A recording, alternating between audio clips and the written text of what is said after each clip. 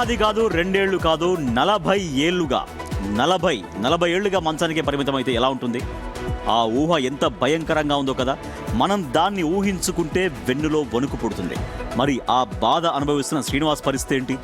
అందుకే తాను ఇక బతకలేనని, కారుణ్య మరణానికి అనుమతి ఇవ్వండి అని కేంద్ర ప్రభుత్వాన్ని కోరుతుండడం ఇప్పుడు ప్రతి ఒక్కరిని కలిచివేస్తుంది. కరీంనగర్ జిల్లా హౌసింగ్ బోర్డుకు చెందిన శ్రీనివాస్ అరుదైన వ్యాధితో బాధపడుతున్నాడు.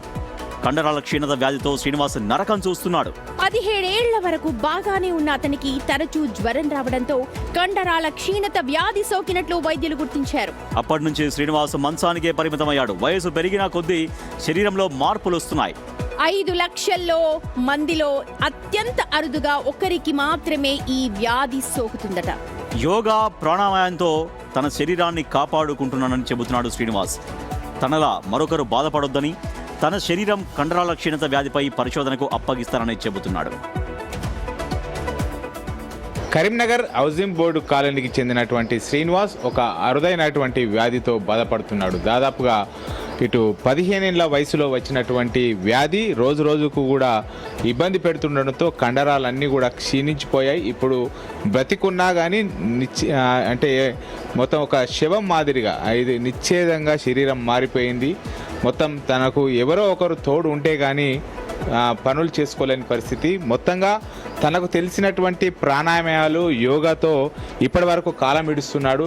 40 సంవత్సరాలుగా కండర క్షీణత అనే వ్యాధితో బాధపడుతున్నాను. అటు ప్రభుత్వాలు, ఇటు ప్రజాప్రతినిధులు నన్ను ఎవరూ పట్టించుకోకపోవడం. నేను మెర్సీ కిల్లింగ్ కూడా కేంద్రానికి పెట్టుకున్నాను, సుప్రీంకోర్టుకు పెట్టుకున్నాను. నాకు మెర్సీ కిల్లింగ్, నన్ను చంపేయండి, నన్ను ఎవరు పట్టించుకునేవారు లేరు, నన్ను కదిలించేవాళ్ళు లేరు, నాకు అన్నం పెట్టేవాళ్ళు లేరు, పరిస్థితి దారుణంగా ఉంది, నన్ను కాపాడండి, నాకు కేర్ టేకర్ ఇవ్వండి అంటే ఎవ్వరూ పట్టించుకోవడం లేదు. ఇలాంటి పరిస్థితులలో నేను ప్రభుత్వానికి ఒక అప్పీల్ చేసుకుంటున్నాను, తెలంగాణ ప్రభుత్వానికి.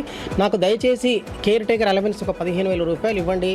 ఆగస్టు నెలలో ప్రభుత్వం స్పందించకుంటే ఖచ్చితంగా తాను ఆమరణ నిరాహార దీక్షకు దిగుతానని చెప్పి శ్రీనివాస్ చెప్తున్నాడు. కెమెరా పర్సన్ అంజితో శ్రీనివాస్, బిగ్ టీవీ, కరీంనగర్ నుండి. నిజంగా చాలా చాలా బాధాకరం కదా. కరెక్టే, ఎందుకంటే ఈ మధ్యకాలంలో కారుణ్య మరణానికి సంబంధించి కోర్టు ఒక ఉత్తర్వు ఇచ్చింది. అది వేరే డిఫరెంట్ యాంగిల్లో. కానీ ఇక్కడ ఈ అబ్బాయి పరిస్థితి నిజమే, 17 ఏళ్ల వరకు బాగానే ఉన్నాడు, ఆ తర్వాత కండరాల వ్యాధితో బాధపడుతున్నాడు. ఎవరినో లక్షల్లో ఒకరికి వస్తుంది. చాలా చాలా అంటే ఒక యువకుడిగా ఉన్నప్పుడు స్టార్ట్ అయిన ఈ వ్యాధి ఇప్పుడు చాలా ఆయన పెద్ద వయసుగా అయిపోయాడు. అయినప్పటికీ కూడా తను ఒక మాట చెప్తున్నాడు, ఏంటంటే నా శరీరాన్ని పరిశోధనల కోసం ఇస్తా అని చెప్తున్నాడు. నిజంగా చాలా బాధ అనిపించింది నాకు చూస్తుంటే. ఏమి చేయలేని పొజిషన్స్. సో ప్రభుత్వ సాయం కోసం ఎదురు చూస్తున్నాడు. బట్ ఇంకేమైనా బెటర్ ట్రీట్మెంట్ దొరికితే, అంటే మనకంటే ట్రీట్మెంట్ ఇప్పుడు ఎండ్ అయిందని చెప్పలేము, బట్ ఇంకా బెటర్ ట్రీట్మెంట్ ఉంటే ఏమైనా హోప్స్, కొంత ఆయన బాగుపడతాడేమో అనేటువంటి ఆశతో ఉన్నాడు. కాబట్టి ప్రభుత్వం కూడా ఆదుకోవాలనేది ఆయన కోరుతూ ఉన్నాడు.